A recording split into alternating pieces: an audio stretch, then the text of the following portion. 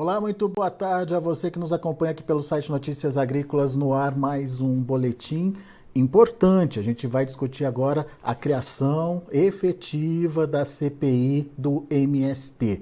Na semana passada a gente trouxe para vocês a busca por assinaturas e as assinaturas foram conseguidas e já é fato a possibilidade de instalação. Depende agora, obviamente, do presidente da Câmara autorizar a instalação dessa CPI. Para contar um pouquinho para a gente como é que está essa situação e a importância dessa CPI para o agronegócio principalmente, está aqui comigo o Ricardo Salles, deputado federal pelo PL de São Paulo. Seja bem-vindo, deputado. Obrigado por estar aqui com a gente, nos ajudar a entender um pouquinho mais sobre todo esse processo de instalação e principalmente de necessidade dessa CPI. A gente tem observado que desde o começo do ano voltaram a acontecer essas invasões pelo Brasil afora, Mato Grosso do Sul, Bahia, o próprio estado que o senhor representa, São Paulo, registrando casos de invasões. Queria entender, primeiramente, a importância dessa CPI e como é que está esse processo. Será que essa semana a gente já tem estabelecida a comissão, deputado? Seja bem-vindo.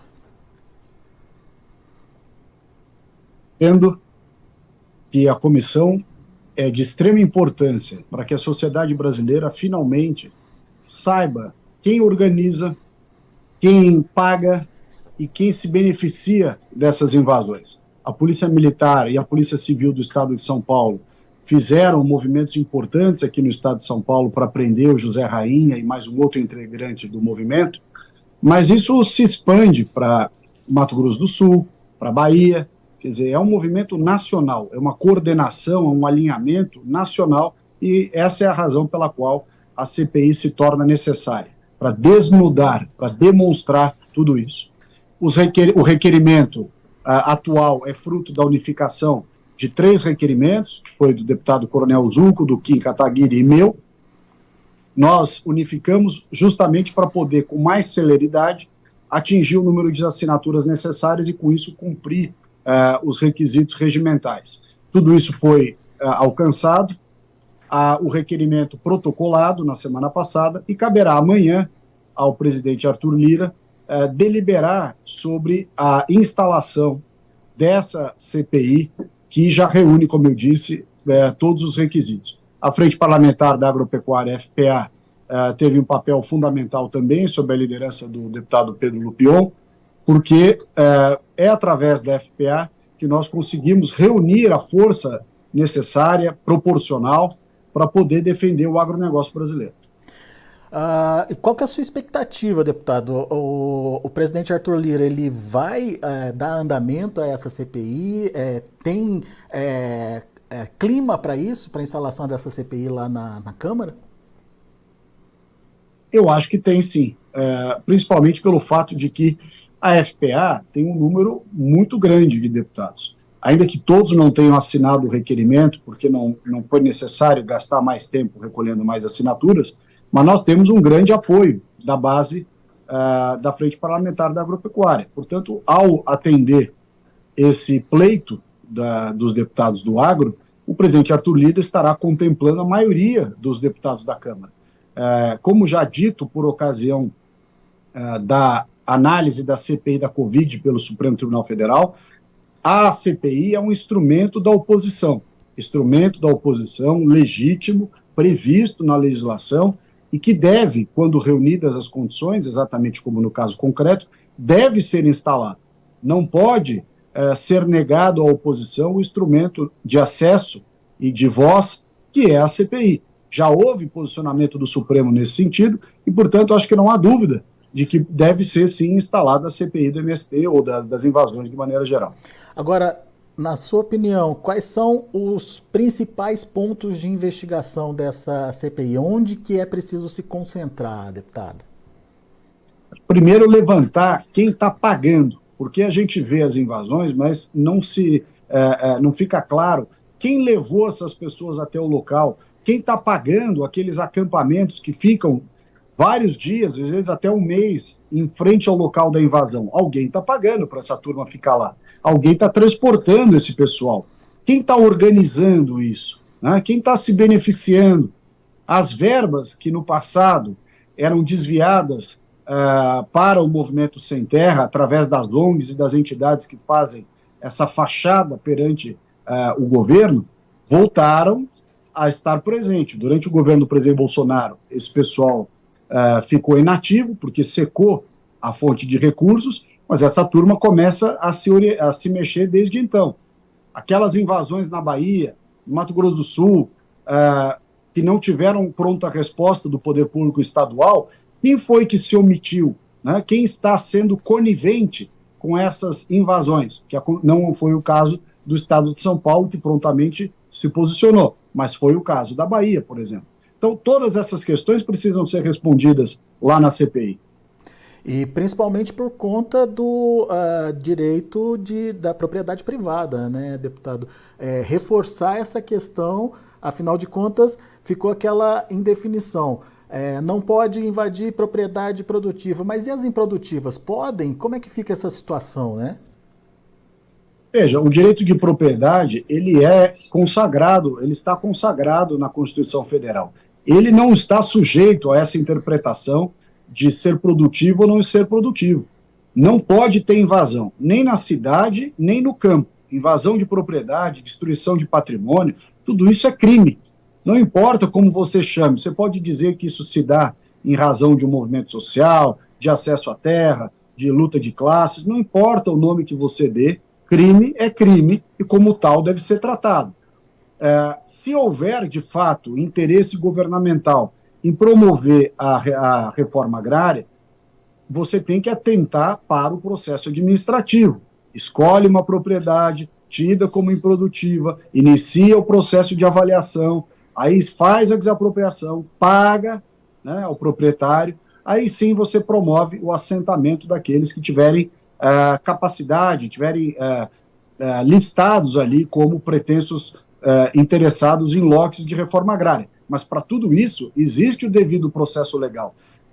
O Movimento Sem Terra, a Frente Nacional de Luta, todos esses movimentos criminosos aí no campo, não podem, sob o falso pretexto de uma luta social, de acesso à terra, fazer o uso arbitrário da força, né, o uso arbitrário do seu próprio direito, quando sequer, nesse caso, há direito à invasão. Não há direito à invasão, mesmo de propriedades improdutivas. Essas precisam seguir o devido processo legal previsto em lei. Mais do que um movimento social, deputado, a gente está diante de um movimento político, na sua opinião? Eu diria que é uma mistura de política e crime, né? Ali, como ficou demonstrado pela investigação aqui da Polícia Civil de São Paulo, sob o comando do delegado Arthur Dian, delegado-geral, ficou comprovado que aqueles líderes, José Rainha e os seus comparsas, estavam extorquindo dinheiro de proprietários rurais para não invadir ou para desinvadir áreas. Portanto, não se trata só de um movimento político, né? É um movimento criminoso, que é para oferir vantagem pecuniária, para tomar dinheiro da turma. Outras medidas estão sendo paralelamente adotadas ou sugeridas por parlamentares também no Congresso. Agora há pouco a gente divulgou aqui no Notícias Agrícolas a possibilidade de se fazer um projeto para tirar da lista dos beneficiários aí, do Bolsa Família esses pessoas que estão relacionadas aí aos processos de invasão. Da mesma forma, existe outra frente tentando colocar como atos de terrorismo as invasões de terra. Isso é importante também, deputado? Veja, todas as iniciativas que visem salvaguardar o direito de propriedade, a produção agrícola brasileira, o respeito às leis e à Constituição, tudo que houver nesse sentido é louvável. Mas é importante dizer o seguinte: já existe no ordenamento jurídico brasileiro uma série de instrumentos que poderiam e deveriam, na verdade, estar sendo aplicados. Quem não aplica está sendo omisso, está prevaricando. Isso serve para governos estaduais e serve para o governo federal também. Portanto, não precisa vir uma nova legislação. Se ela vier aprimorando, tanto melhor. Mas mesmo que ela ainda não venha, não esteja pronta, já há instrumentos suficientes para que esse movimento de coibir o crime e reprimir o crime possa ser feito a contento. Pois é, e assim, o grande desafio, eu imagino que principalmente para a comissão, vai ser desmontar as narrativas que vêm sendo construídas. Recentemente a gente viu o próprio Guilherme Boulos falando, ou tentando inverter a situação, trazendo aí para a discussão a criação de milícias de fazendeiros para retirar à força os invasores. É uma mudança de pensamento, uma narrativa equivocada do que está acontecendo, deputado. Como é que combate essa situação? Bom, em primeiro lugar, é importante dizer que o Guilherme Boulos cresceu politicamente à frente do movimento, que é o movimento análogo ao MST, que é o MTST, que é o movimento de invasão de propriedades nas cidades. Portanto, da mesma forma que se revela importantíssimo nós brecarmos e coibirmos o MST, Frente Nacional de Luta, também extremamente relevante brecar o avanço desse grupo urbano liderado pelo Guilherme Boulos, né? Razão pela qual, para as próximas eleições municipais, teremos que ter aqui essas movimentações para evitar que essa onda cresça. De todo modo, essa equiparação que ele fez do legítimo direito do proprietário em defender a sua propriedade, defender a sua produção, como se fosse uma milícia, ele é totalmente inadequado. O proprietário tem sim o direito de fazer, conforme a previsão legal, fazer a justa defesa, repelir de maneira imediata e proporcional a invasão, o risco à sua propriedade. Ele tem esse direito, faz parte do arcabouço legal e constitucional brasileiro. Quem não quiser invadir e, portanto, não correr o risco de ser repelido, basta seguir a lei e não tentar fazer o esbulho possessório de terceiros. Só para a gente encerrar, deputado, que eu sei que o senhor está com o tempo corrido aí. Diante de toda essa movimentação e diante desse posicionamento aparentemente forte, contrário às invasões, o que o senhor acha que vai acontecer com o movimento a partir de agora? Tende a se intensificar ou tende a recuar? Bom, historicamente, eles se mobilizam, né, no chamado Abril Vermelho, que é daqui a 15 dias, mais ou menos, 10 dias. Então, é preciso ficar atento a esse recrudescimento das invasões e desses movimentos. É claro que a existência da CPI, portanto, daí a necessidade de sua pronta instalação, serve como fator dissuasório dessas ações. Você cria mais uma barreira que talvez os convença a não avançar nesse esbulho possessório. Mas, tratando-se de um movimento criminoso, né, não é possível garantir, mesmo sob o argumento da criação da CPI, que eles não vão colocar em prática o Abril Vermelho. Muito bem. Deputado Ricardo Salles, muito obrigado por estar aqui com a gente e nos ajudar a entender um pouquinho mais desse processo de instalação da CPI. Vamos aguardar. Provavelmente essa semana tenhamos já alguma decisão, deputado? Bom, amanhã saberemos. Esse tema vai ser objeto de debate amanhã com o presidente da Câmara, o deputado Arthur Lira, e nós vamos saber, a partir desse entendimento, qual é a disposição, qual é a condição para que o presidente Arthur Lira possa instalar essa CPI das invasões. Muito obrigado pela sua participação. Volte sempre, deputado. Muito obrigado. Prazer estar com vocês aqui. Um abraço.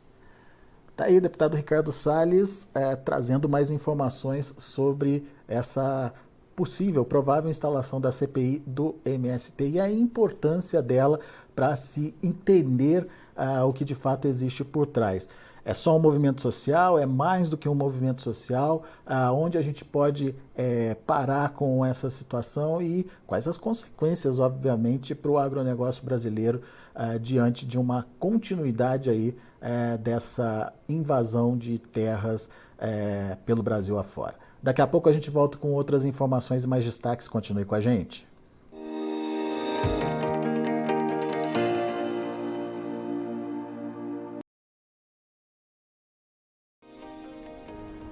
Se inscreva em nossas mídias sociais no Facebook Notícias Agrícolas, no Instagram @Notícias Agrícolas e no nosso Twitter @Notiagre. E para não perder nenhum vídeo, não se esqueça de nos acompanhar no YouTube e na Twitch, Notícias Agrícolas Oficial.